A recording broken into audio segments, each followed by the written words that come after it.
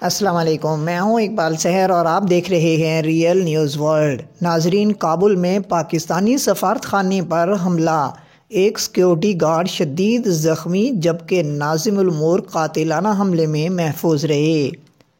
افغانستان کے دارالحکومت کابل میں پاکستانی سفارت خانے پر ہونے والے حملے میں ایک پاکستانی سیکیورٹی گارڈ شدید زخمی ہوا ہے۔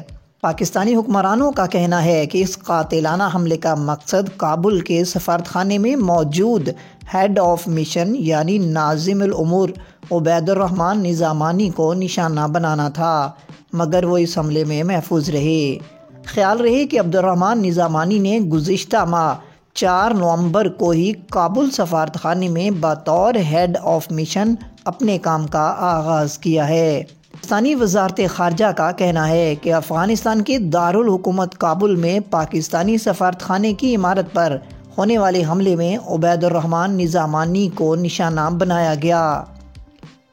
بیان میں مزید کہا گیا کہ پاکستانی ہیڈ آف مشن بخیر و عافیت ہیں، تاہم ایک پاکستانی سیکیورٹی گارڈ اسرار محمد اس حملے میں ناظم الامور کو محفوظ رکھنے کی کوشش کے دوران شدید زخمی ہو گئے۔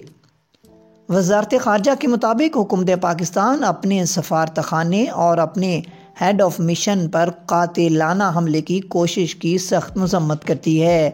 افغانستان کی عبوری حکومت اس حملے کی جلد از جلد جامع تحقیقات کرے اور ذمہ داران کو گرفتار کرے۔ ادھر وزیر اعظم پاکستان شہباز شریف نے پاکستانی ہیڈ آف مشن پر قاتلانہ حملے کی مذمت کرتے ہوئے زخمی ہونے والے سیکیورٹی گارڈ کو خراج تحسین پیش کیا ہے۔ انہوں نے افغانستان کی عبوری حکومت سے اس حملے کی تحقیقات کا مطالبہ کرتے ہوئے ذمہ داران کو سامنے لانے کا مطالبہ کیا۔ افغان وزارت خارجہ کے ترجمان عبدالقہار بلخی نے اس ناکام حملے کی مذمت کرتے ہوئے زخمی سیکیورٹی اہلکار کی جلد صحت یابی کی دعا کی ہے۔ انہوں نے کہا کہ ان کی حکومت کابل میں موجود سفارتکاروں کو کسی بھی قسم کے خطرے سے دوچار نہیں ہونے دے گی۔ مزید اپڈیٹ کے لیے ہمارے ساتھ وابستہ رہیں۔ اگر آپ نے ہمارے چینل کو سبسکرائب نہیں کیا تو پلیز کر دیجئے اور بیل آئیکن کو پریس کرنا مت بھولیے تاکہ ہماری نئی ویڈیو کا نوٹیفیکیشن بر وقت آپ تک پہنچ سکے۔ کامنٹ باکس میں اپنے خیالات کا اظہار کیجئے۔ اسلام زندہ باد، پاکستان پائندہ باد۔